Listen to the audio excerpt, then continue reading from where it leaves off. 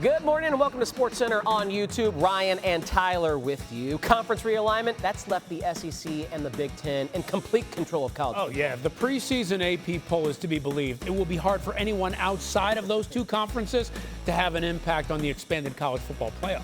We're just 11 days away from kicking off the college football season, and the AP's out with its top 25 preseason rankings. Georgia, the top team in the poll for the second straight season.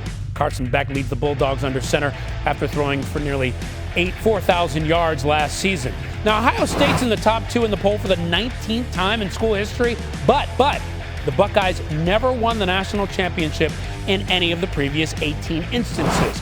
Oregon makes its Big Ten debut ranked third, tied for its highest preseason ranking in school history. Dylan Gabriel takes the reins at QB after transferring from Oklahoma. Texas moves to the SEC and starts the season at number 4, its highest ranking since 2009. Quinn Ewers back for his third year as the Longhorns starting quarterback. And Alabama rounds out the top 5 as they start life without former head coach Nick Saban. The Crimson Tide are in the top 5 for a record 16th straight season. There are 3 SEC teams in the top 5, and then Ole Miss comes in at number 6 and Missouri's in at 11th. The Big Ten has 4 teams in the top 10. Defending champion Michigan checks in at number 9. The top ACC school is Florida State at 10, and Big 12 edition, new Big 12 edition Utah is ranked 12th. Tyler? And Ryan, a couple of those programs you just mentioned inside the AP Top 10 make for good wagers right now at ESPN Bet. Let's start with Texas. Their win total sitting at 10.5. I love playing with this thing. I'm on the under here for Texas. Year 1 in the SEC. Now, they lost a ton of talent to the National Football League. I know Quinn Ewers is back, and Steve Sarkisian has recruited very well, but multiple first-round draft picks, multiple top 3-round draft picks gone to the NFL. That's a lot of talent to replace. Now moving to the SEC, where you have to play a much more difficult schedule. I think we see at least 2 losses on their schedule. Another team I think worth betting right now, Notre Dame, to make the college football playoff. Marcus Freeman's squad is going to be quarterbacked now by Riley Leonard, who I think is going to be a impact transfer coming over from Duke. And the Fighting Irish do not have an imposing schedule whatsoever. They're already positioned inside the top 12. As long as they get through there at 10-2 or 11-1 or better, they're going to be a team that is looking at a berth in the first ever 12-team college football playoff. So 2 top-notch programs, big names, Texas and Notre Dame. Only 11 days until the college football season, Ryan. Now is the time to place your bets. You bet he's back. First game since June 16th when he broke his left hand. Mookie Betts shaking off the rust to help LA shake out a dub against the NL Central leading Brewers. Playing right field, not hitting in the first spot, hitting in the second spot, and top of the third, hitting that one out of here. Gone. First homer since June 6th for Mookie.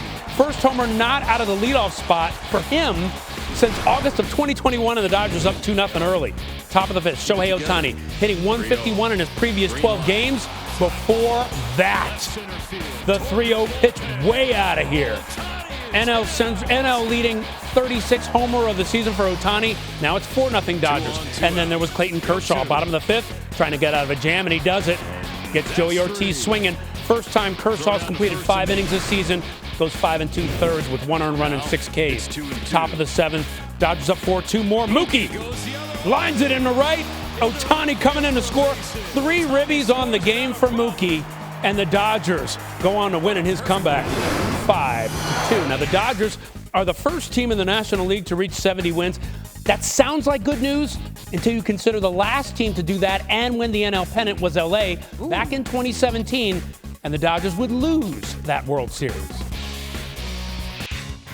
A couple of sinister aces dealing out west. Chris Sale and Blake Snell pitching a gem in San Francisco. And Snell coming off a no-hitter a couple of starts ago.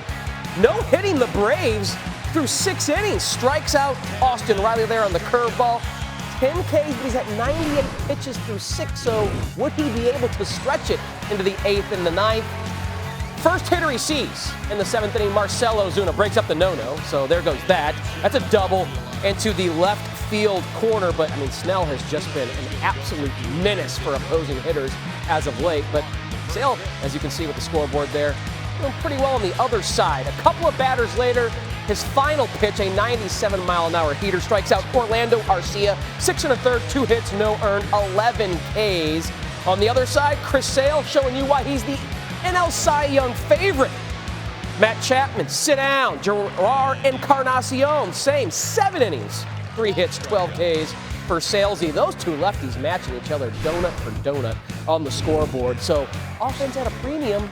And this one, we're going to extras scoreless until Travis d'Arnaud lines one the other way to right. Mike Yastrzemski makes the catch, but that allows Arcia to tag up and score with the 1-0 score hold.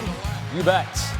A line out for Patrick Bailey ends it. Braves 1-0 in extra. So both Snell and Sell pitching gyms on Monday. They finished with more than 10 Ks while allowing no more than 3 hits since the mound was set at its current distance in 1893. Only 3 pitchers have more such games than Sale, while Snell tied the guy you were talking about earlier, Clayton Kershaw, for the 7th most games. Well, coming into last night, the Yankees had the best record in baseball, and you know the White Sox had the worst. What could go wrong, New York? Absolutely nothing. Yeah, exactly. Yankees taking on the White Sox. Aaron Judge sitting on 299 career homers. Top of the second, Yanks down 2-1. Bases jacked. High fly ball to right, and it's caught on the warning track. See, that would have been a homer at Yankee Stadium, but we're not in the Bronx anymore, Dorothy. Yankees still trail at that point 2-1. Bottom of the 5th, White Sox up 4-2 on the Yankees. And Gavin Sheets delivers the RBI double, so now it's 5-2 White Sox. What? New York? All right, bottom of the 7th.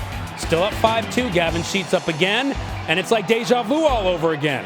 RBI doubling again. Sheets on the night, 4 for 5, 4 ribbies. And the White Sox are up 6-2. They've only won one of their last 25 games coming into this one, and they're leading 8-2 at this point, and Brooks Baldwin jacks that one out, a 3-run shot. White Sox go on to win 12-2 on the Yankees. Interim manager Grady Sizemore gets his first win. And Aaron Boone, oh boy, what happened? Well, let's talk about the Yankees' loss that happened. The Yankees lost by 10 runs on Monday, their largest loss against a team with the worst record in MLB since 1987, when they lost to Cleveland by 12 runs. As for the White Sox, it was just their second win in their last 26 games and their first win in 3 games under interim manager Grady Sizemore. Thanks to the Olympics, Caitlin Clark got a break from hooping for the first time in a long time. She did seem to spend her time well, though. July 31st, check it out. Clark and her Fever teammate Lexi Hull on stage in Indy at the Jordan Davis concert, helping him sing his hit, Buy Dirt. This last weekend, she found herself in the Big Apple, hanging out with the Yankees' big slugger, AL MVP favorite Aaron Judge. That's good company. Now it's back to business, with the second half of the W season tipping off this week. And in case you missed it, here's a look at how Clark fared over the first half of her rookie campaign.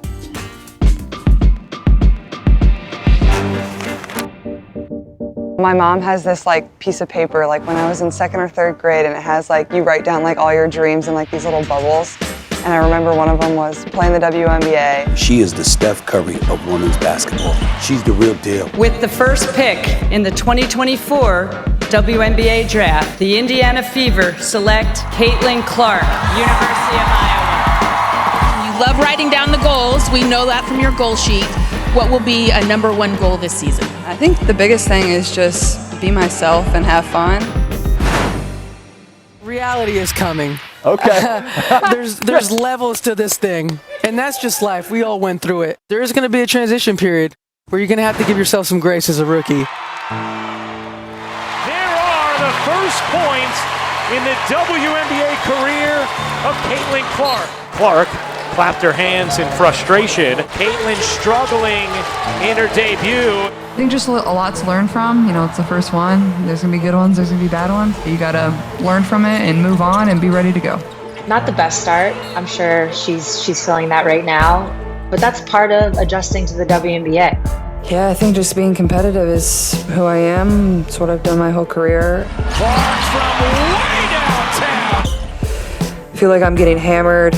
Kennedy Carter now with 12 points off the bench. Big time contact afterwards. I think that's going to be a flagrant one. I wasn't expecting it, but I think it's just just respond, come down, let your play do the talking. It is what it is. It's a physical game. Kennedy on the play before bumping in with Caitlin, it seemed like she turned to you a little bit. There were no Caitlin Clark questions.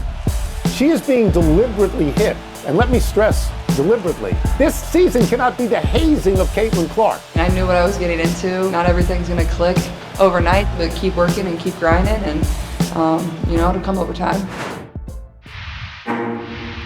Caitlin Clark will be left off of the American Olympic roster for the upcoming games. Team USA doesn't select simply based off of fandom, especially when the world is catching up. Honestly, no disappointment. I think it just gives you something to work for. That's a dream. Hopefully one day I can be there, and I think it's just a little more motivation. The thing she said was, "Hey coach, they woke a monster," which I thought was awesome.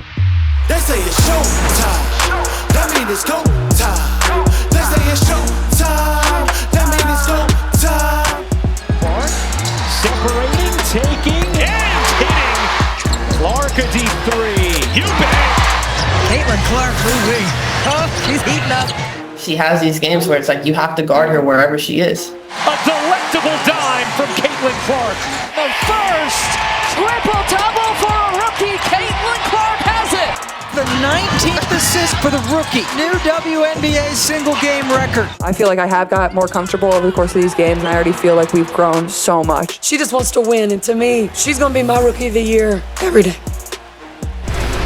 Clark and her Fever teammates returning to action Friday night at home against the Mercury, but the W back on your screens Thursday night. ESPN, Brianna Stewart in the first place Liberty visiting the LA Sparks. Coverage starts Thursday, 9 Eastern on ESPN and the ESPN app. And Ryan, I'm interested to see how the time off benefits Caitlin Clark and another rookie, Angel Reese. They didn't really have any time off between hooping at the end of the college basketball season to the start of their WNBA career. That was stunning. They had days to get ready for the WNBA. So now they're back. It's going to be a mad dash for the rest of the season towards the playoffs. That starts on September 20th. So get ready for the WNBA second half. Watch it. Hey, thanks.